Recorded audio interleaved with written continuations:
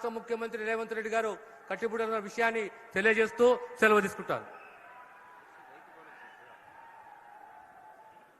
ఈరోజు ఈ పవిత్ర వేదిక మీద నుంచి 70 లక్షల మంది రైతాంగ సోదరులకి ఈనాడు 9,000 కోట్ల రూపాయలు రైతు భరోసా నిధులని ఈ వేదిక మీద నుంచి గౌరవ ముఖ్యమంత్రి గారిని విడుదల చేయవలసిందిగా రైతాంగ పక్షాన వేడుకుంటున్నాం.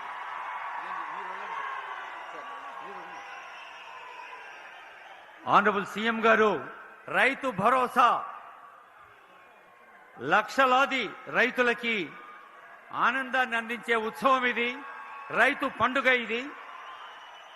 Sandeep Kumar Sultania principal secretary finance, అలాగే principal secretary agriculture Surendra Mohan గారు, ఇంకా జిల్లా కలెక్టర్ అహ్మద్ గారు, ఇతర పెద్దలందరి సమక్షంలో జరుగుతున్న పండుగ ఇది. మనకు తెలుసు, కర్షక నీ కర్రు కదిలినన్నాళ్లే అన్నాడు. అదిగో జంగా రాఘవరెడ్డి గారు మరి ఆ రైతుకు సంబంధించిన అంశాన్ని ఇస్తున్నారు.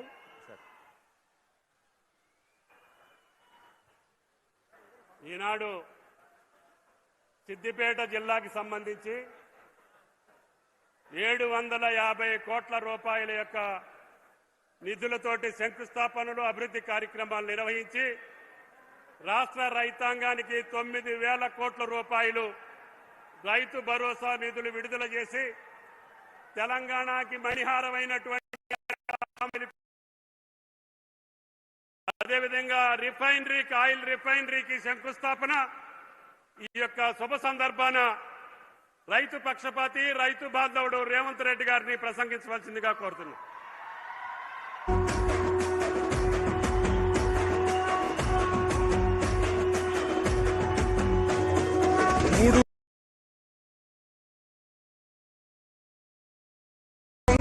సూర్యుడు మన రేవంత్ అన్న నిగ్గదీసి అడిగే మునగాడు,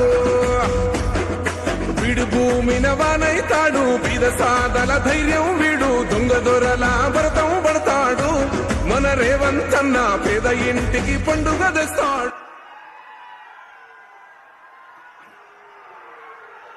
ప్రజాపాలన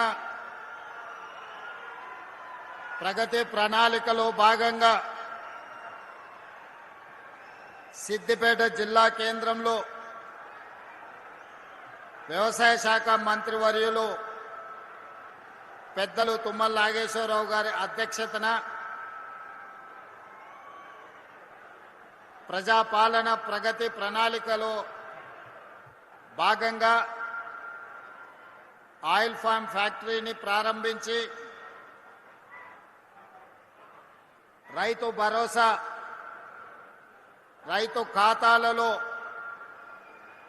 దాదాపుగా 3,600 కోట్ల రూపాయలు 70 లక్షల మంది రైతుల ఖాతాలలో వేయడానికి